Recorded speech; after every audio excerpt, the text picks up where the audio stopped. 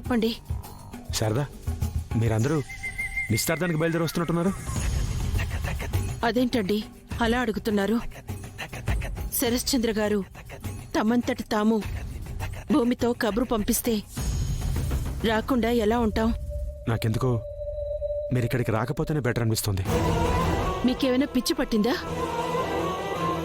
గగను భూమిల పెళ్లి గురించే కదా మనం ఇన్నాళ్ళు తాపత్రయపడింది. అలాంటి రోజు ఈ రోజుగా మారుతుంటే రావద్దంటున్నారా? అది కాదు శారదా, భూమితో గగన్ పెళ్లికి బావగారంత తేలిగ్గా ఒప్పుకోరు. ఒప్పుకున్నారంటే అందులో ఏదో కుట్రుందనిపిస్తోంది.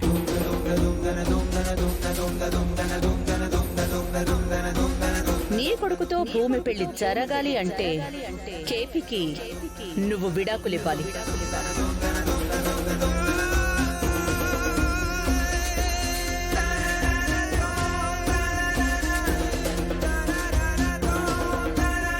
మేమిలా కండిషన్ పెట్టామని ఎవ్వరికి తెలియకూడదు.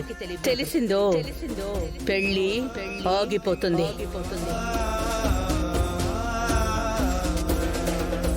ఏముంటుందండి కుట్ర? మహా అయితే నా ప్రాణం అడుగుతారా? అడగనివ్వండి.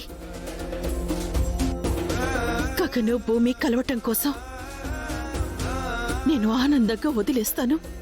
శారదా, నీకు అర్థం కావట్లేదు.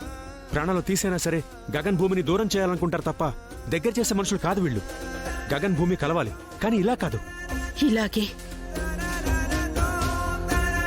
వాళ్ళ నాన్న ఆశీర్వాదంతోనే తమ పెళ్లి జరగాలని భూమి బలంగా అనుకుంటుంది కదండి. అలాగే జరుగుతుంది ఇప్పుడు.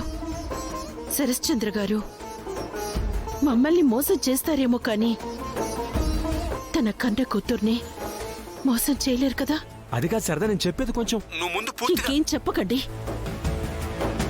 చెప్తున్నాను కదా, నా ప్రాణం పణంగా పెట్టైనా సరే ఈ పెళ్లి జరిపిస్తాను.